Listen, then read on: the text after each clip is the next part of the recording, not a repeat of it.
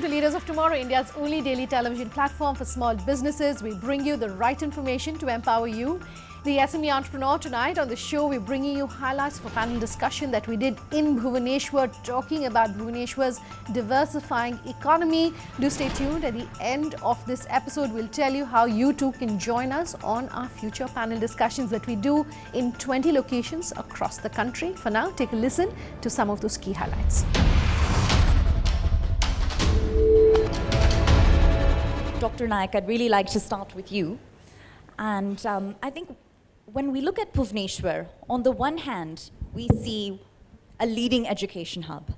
And on the other hand, it's an emerging IT hub. So my question to you is, what sort of success has this Tier 2 city had in attracting Tier 1 talent? You know, Bhubaneshwar has become a leading educational hub in last 10-15 years, when we had more and more national institutes being set up, the IITs, and I am not in Bhubaneswar, in Sambalpur, but IISER, IIIT, etc. The industry came to, IT industry came to Bhubaneswar way back in, I think, 1996 or 97. The Infosys opened their first office, second office, just next to Bangalore in Bhubaneswar.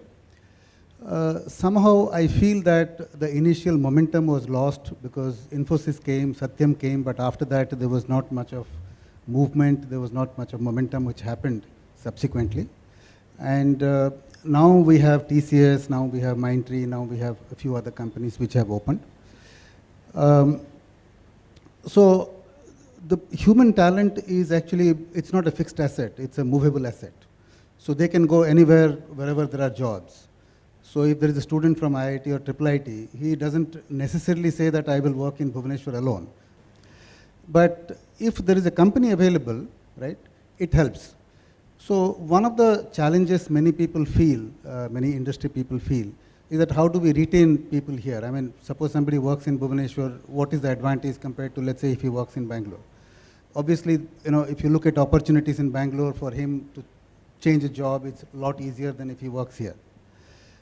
So we have to have a tie-up, we have to have some kind of a collaboration between the academia and us, so that a student gets that leading edge, he gets that educational extra qualification, and he can use that qualification to actually do better in his career. And also, I feel that having good talent in the town, in the state, is one of the key reasons why industries actually think of coming to a particular state. So in Bhubaneshwar, we have good institutes, we have a decent crop of students who come up and fairly good talent that comes up. And the industry can actually leverage that, and that's what is the selling point from the state to the industry. My question to you, Abanis, is does the presence of all of these larger players create an opportunity for Bhubaneswar-based small and medium enterprises in the technology space, or does it pose a threat? I think both ways. If I talk about threat, 2 years prior, if say a startup or a SME would pay an IT engineer, say 30,000, 40,000, right? Now TCS comes and says, okay boss, I'll pay you 35, you already got 2 years of experience. So they get the experience from SMEs, and the big corporates come and say, boss, you're getting 30, I'll give you 35. So you'd go to TCS because he sees more opportunity, because I think startup and SME is a challenge in terms of they're not sure, how far they're going to go, but they know that TCS has the money power and they can go long. But the advantage of having all these TCS and Infosys is that, we are able to create a pool, and that is very important for SMEs and startups also, because once we have a pool, it might so also happen that we are seeing the trend right now. If somebody is there in TCS, they find the career a little stalled. They say, once you grow up on a corporate, you end up with Excel sheets, you end up with all those, audit and something. And if somebody really wants to do hardcore coding, we are seeing a trend where people with 7 years or 10 years of experience in Infosys and TCS are looking for startups, because they think probably this is the right time and this is the right city. No, sure. And I was very surprised, frankly, to read a World Bank study that indicated that Bhubaneshwar was among the most desirable destinations to do business in India. And my question to you, Prasanta, is that do you find that to be true at a ground level? What is the on-ground reality? Well, if you look at Bhubaneswar's growth, in the last few years in particular, you see massive infrastructure development. You see, a lot of, standard of living going up with lot of infrastructure as well as, influx of companies into Bhubaneswar. So I would say it's very much true that, the opportunity and the ease of doing business in Bhubaneswar has, gone up, has become much better compared to a city like Bangalore. I lived in Bangalore for a long time. You drive from Bhubaneswar airport to your hotel, you're there in 20 minutes. That's not possible in a metro today, So what do you need for a good business? You need talent, you need infrastructure, right? And you need opportunities, and Bhubaneswar has all, Bhubaneswar is starting to convert from an educational hub to a startup hub. If you see, both from a government's perspective as well as the private efforts, things are coming up. So I would say Bhubaneswar is much better placed to be, one of the top priorities for business. So Benjamin, my question to you is this. You, of course, hail from one of the most traditional of industries, which is tourism, right? And in this city of Bhubaneswar, I'd like to understand how sectors have intertwined. So for example, with what pace has technology permeated the tourism space? And does that create opportunities for new entrants, or do traditional players continue to rule the roost? Definitely, the technology has played a very important role in the present scenario. Now, let me tell you that tourism in Odisha is one of the 5th growth-oriented segment which the government is focusing, and I'm confident that this sector will drive the prosperity for state of Odisha. It needs exposure and technology, because the millennials, today they want everything in quick pace, and brick and mortar way doesn't work. So you need to pace it out, and there's a window of opening for that. Along with that, the demand has been great, especially onto the accommodation, aviation, transport, human resource segment, art and crafts, textiles, plenty of adventure activities. These sectors have been in a slow pace of growth.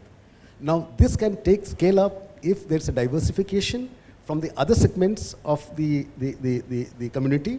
If they could have this opportunity seized with the World Cup hockey, which we concluded recently, the world focuses on to Odisha state. So it's obviously an election year, and Dhiraj, my next question is to you. Given that it is an election year, what specifically is hanging in the balance for SMEs? First of all, I see Bhubaneswar itself as a startup city, where the administrations, where the governments are still struggling at every phase of, how they can scale the SMEs, or how they can scale the startup, or how they can scale the number of industries present in the city. So the challenges are, there are obviously a lot of challenges for the city itself. And it can only happen with the agility in the methodology they follow. And especially when we talk about startups, it is about, what SMEs achieve in the 50 or 100 years of time period. Startups achieve that in 10 or 15 years of time period. So that can only happen with the kind of an experiment and with the kind of an agility that you follow. So definitely a startup will create it will create definitely a great impact on on building a reliable or a robust infrastructure, especially in the political scenario. No, absolutely. And I'll pose the same question to you, Jayashree. Given that it's an election year, what more can the SME community expect from a government policy perspective?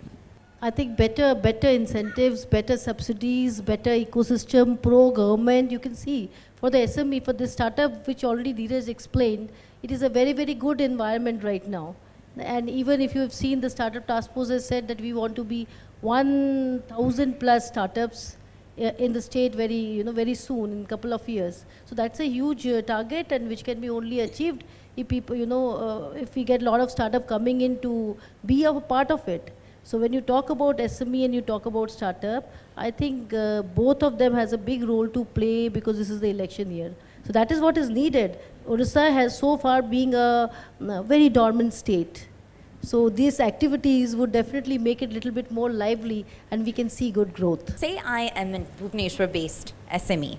Abanis, help me understand, what are the resources available at my disposal? Whose door can I knock on if I need access to capital, to mentorship, if I'd like to incubate my startup or SME? You know, what resources are available to me, and what are the industry bodies that are representing my voice?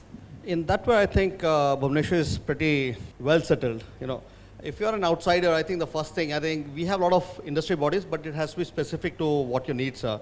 If you want to be in IT, we have industry bodies. If you want like NASCOM or STPF, for example. So we do have a lot of associations. But what is also important is that government has also understood that instead of having somebody run to multiple departments, can they come to one department or one nodal agency which can connect?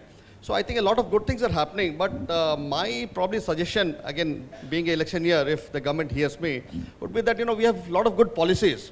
For example, say we have subsidy for X, right?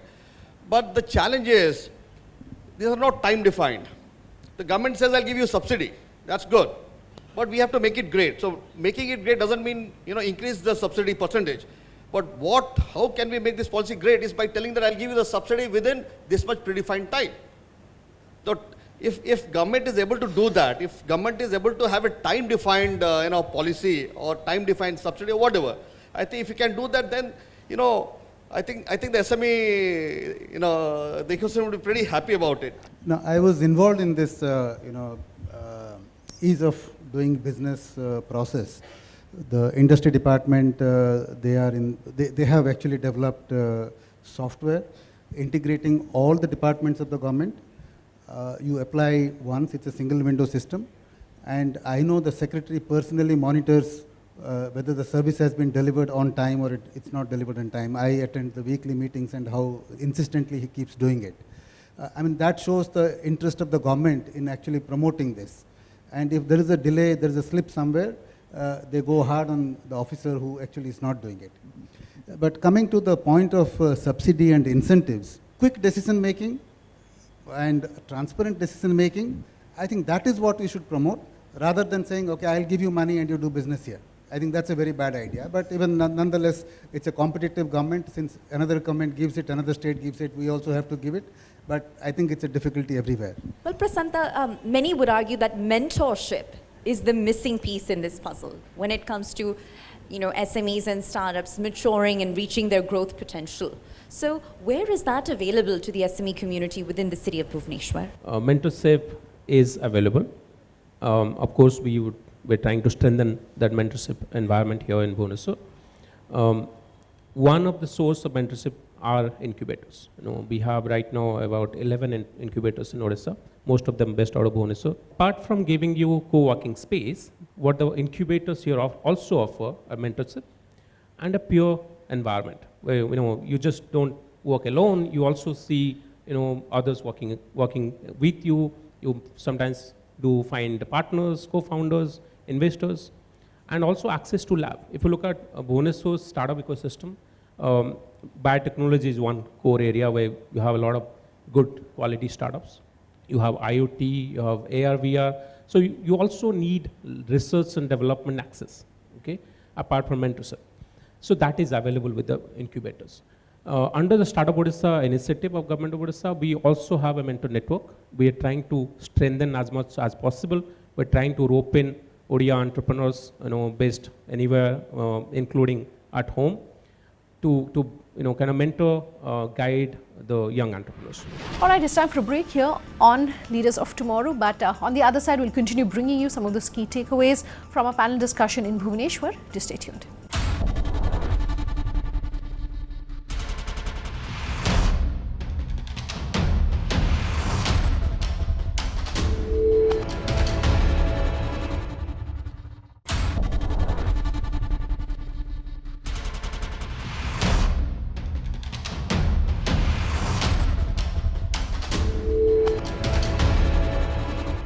Welcome back. You're with us here on Leaders of Tomorrow. Tonight on the Crux, highlights of a panel discussion from our on-ground event in Bhubaneswar. Jayashree, my question to you is, what do you consider to be some of the most significant SME success stories that have emerged out of this city, and what has differentiated those players? Okay, I think there's almost like 100 stories of SME you can find out in Bhubaneswar presently who have done it good, who have come up to this level. And I think the basic underlying thing which has been there is the passion and the commitment they had. Because these all companies have been in existence for at least more than 10 years. They are not just like generated now. And all these companies have really worked very hard, and because they didn't have anything which is known as a startup ecosystem. So they have worked around whatever had been the adverse situation in ORISSA. But one thing good about them is that they have gone beyond the realms of the state. They are doing business nationally and internationally, and more are joining in. Now I'd like to take a closer look at the millennial mindset in particular. And Benjamin, I'd love to bring you in here. So Bhubaneswar is home to such a sizable number of multi-generation family-owned and operated enterprises. And yet, what we're seeing in this next generation is sort of a reluctance to join the family business. Have you found that to be true, and your thoughts on the same? I think awareness is more important for this family-run business, that the mindset that you need always to guide them, I think that days have gone. You can be at the back door, but give them the space to understand how the world moves and the passion for them that which is there with them to drive. And what I have seen is that of late, the millennials, I mean, believe me, I have come from Kerala, settled here for the last 42 years. I have seen how Bhubaneswar grow, and I have seen how the people work, how it was difficult for us. By the time the present generation, when they move out of Bhubaneswar, they are one of the finest personnel working in any corporate world. Well, what's so staggering is that, Bhubaneswar's literacy rate is, I believe, upwards of 93%. Yes. And that's significantly higher than the national average, which is, I think, closer to 74 or 75%. So what that would imply is that this city is, cultivating a homegrown creme de la creme workforce. And, I'd like to both hear from Dr. Yu as well as you, Mr. Nayak. Do you believe that to be true in the context of your own companies or your own work environments? It's a capital city, so therefore people from all over Odisha and also from all over, I think, Jharkhand, Bihar and other places, people come here to study, and so it's highly literate. They are aspiring people, most of them are aspiring. They want to do job, they want to do business, they want to join a company and work. So that is also there. And I think that is one of the strengths of the place, that it's a mostly literate, mostly skilled, mostly aspiring kind of minds who are here, and they will help the industry. If an industry comes here, if companies decide to set up, they will benefit from this. So you do believe there is a creme de la creme, high quality, superior quality workforce. Yes. That's homegrown right here at our fingertips. How about you, sir? Yeah, traditionally, in my opinion, I think in Odisha, people look for service. People look to join jobs. So I think what is needed right now, and we are also, as a startup ecosystem, as an SME ecosystem, what we're trying to build, we're trying to create awareness in terms of success stories. Like sir said, Dr. Nayak said that, everybody wants to focus on IT because IT is hype. People, because you switch on the TV, you said OYO. So OYO is hype. You say make my trip. So everything is IT. But the problem is we are not creating awareness that there is something beyond IT. That is where we all play in. That is where we have to get the success stories. Like the success story of this young girl, I think she's studying in school in class 8 or 9. She did she put this compressed air in bicycle, which was running. So it was like a, pollution-free bike sort of thing. So the problem in Odisha is that we are not dreaming. We'll graduate, we'll go join a job. We'll do an IAS or we'll do whatever, we'll join a job. The first thing is that we need to share success stories and make people dream. Because this is the first step to be an SME, to be a startup, is to dream. Prasanta, I'd love your point of view. Do you agree with Abanis in that the problem is that ORISSA is not dreaming? I think I'll put it a little differently. See, Odias have been entrepreneurs in the past. I mean, we have a great tradition of Bali Yatra, where Odia merchants used to, go across the ocean to Java and Sumatra, trading. So, but for a period of, I would say, few hundred years, we have kind of become a little less entrepreneurial. I think that is coming back again with a lot of efforts from both the private and the government sector, and the talent. How many jobs can you actually find? You have to have also job creators. And that is what is changing now, with both on the entrepreneur side as well as on the skill side. If you look at the skilled in Odisha, Odisha skill development is really creating quality, fine quality, skilled manpower. Startups are coming up, entrepreneurs are coming up, as sir was mentioning, not only the Odia students, but you have students from Bihar, Jharkhand and other states coming here, and so you see that mindset changing. Does it all come down to timing? And if so, how does an entrepreneur make the decision that now is the time to leave everything they know, the secure, stable job, and to jump in full force rather than ease in to an SME or startup flavored opportunity? And Jayashree, I'll start with you. The trigger is the point when he feels that he should do it. If he's bored with his job, what good he is doing? He's not able to do good anything with the corporate world itself. He has earned enough. He has bouquet of money with him. He's experimental. He has ideas. So he can jump in. That is the time he should take a call at all. But he has to see he has to weigh his decisions. I think that is very important, that today the world, the way it is moving forward, I mean, you need to take right decision at the right time and be at the front. There's no sitting back. Risk is there, as Jayashree mentioned. Without that, you cannot move. Traditional business, have you seen that? Have you heard about $1 trillion turnovers in the past? We never heard that word. Today, if you talk in the world, it's trillion. So, you need to dream that trillion and then move forward. There was this study which said that people who were born between 1955 and 1960, many of them became great entrepreneurs, which includes Bill Gates, Steve Jobs, and others. And when you look at it, what was found is that this microprocessor Intel built, and 3-4 years down the line, it became stable. What I feel is that these opportunities keep appearing, maybe every 4-5 years.